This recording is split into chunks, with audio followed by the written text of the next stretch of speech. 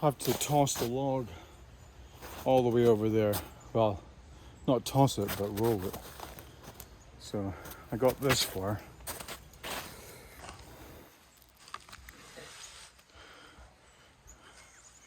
These buggers are heavy. I need some volunteers, I think, to get this done.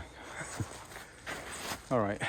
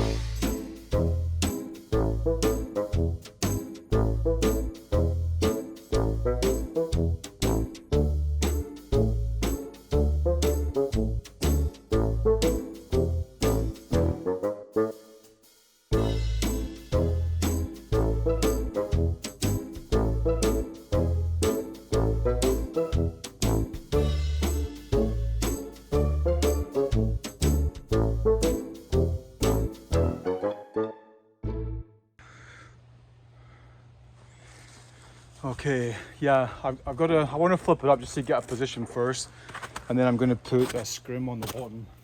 Okay. Stop any rodents from coming up. Alright. Okay. Is there forest again?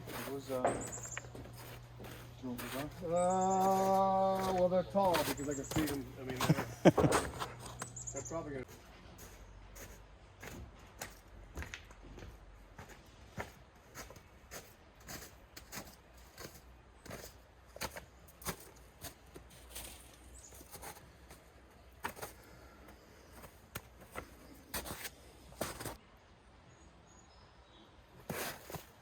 Okay, that's just under 24 inches on the base.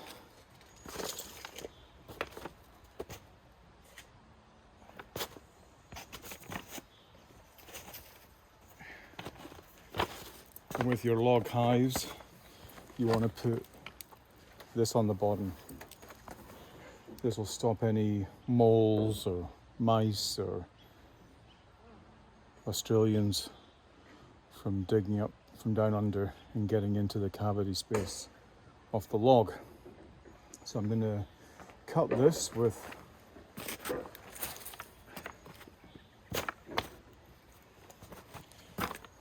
believe me, you'll need these.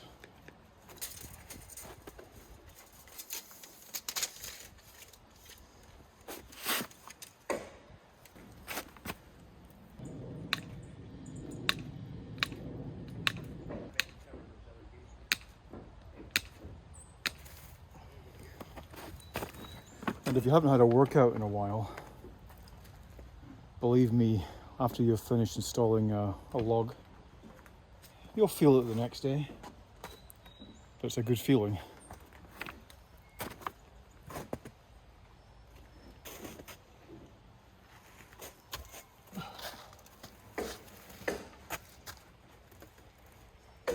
All right, so I positioned the log here so that the owners, Nancy and Forrest, can sit there and enjoy their coffee over here, or their tea, or a glass of wine in the summer, or whatever, and watch the bees come in and out of here.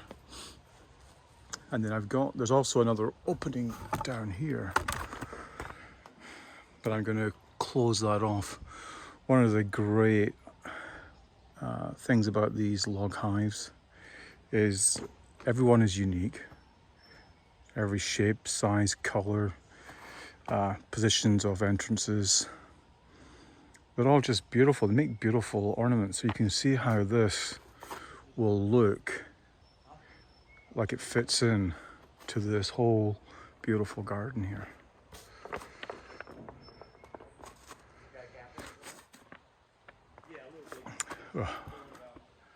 Okay, I'm going to put actually I'll show you inside here so you can see the scrim. And this is how it looks inside. You can see down the base there. Now what I'm going to do is I'm going to shovel some 3/4 minus in here. But I leave this rugged. I've seen a few, and I really admire these guys. You know, they hollow out their logs, and it's as smooth as a baby's bottom. To me, that's a lot of work. I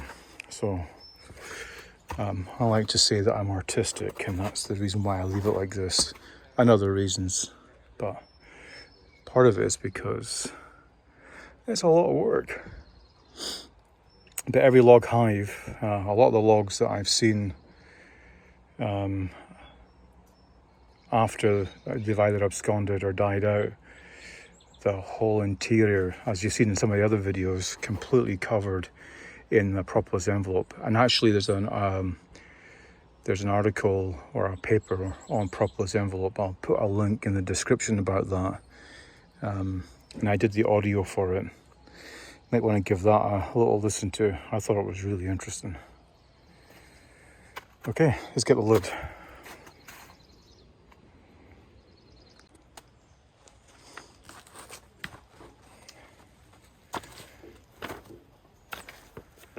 Okay, we've got rebar, and this is 4-foot rebar. Going to stake this in about 2 feet and then fasten it to the log. And so my thinking is that, well, number one, it's an extra measure of security for the log not falling over, but also when it does sway in the wind, it'll kind of mimic a tree and an actual wild nest. That's my thinking behind it.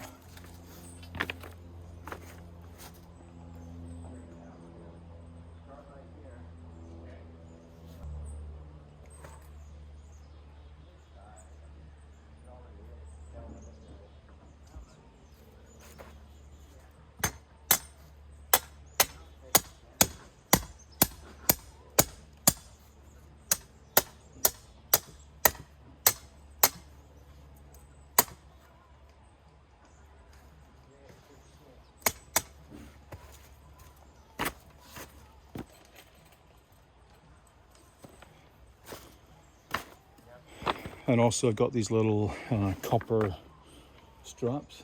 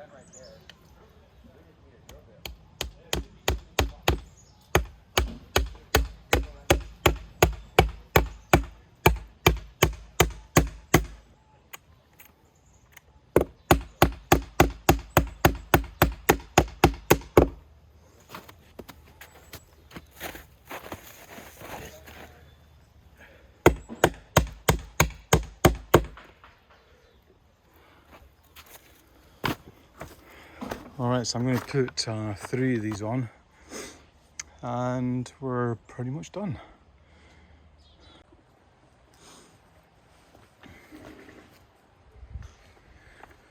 Alright, I carved a couple of stoppers here, and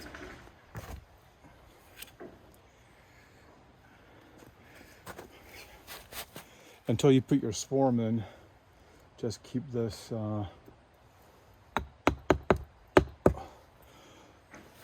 locked up, or else you might get birds or something else nesting in there.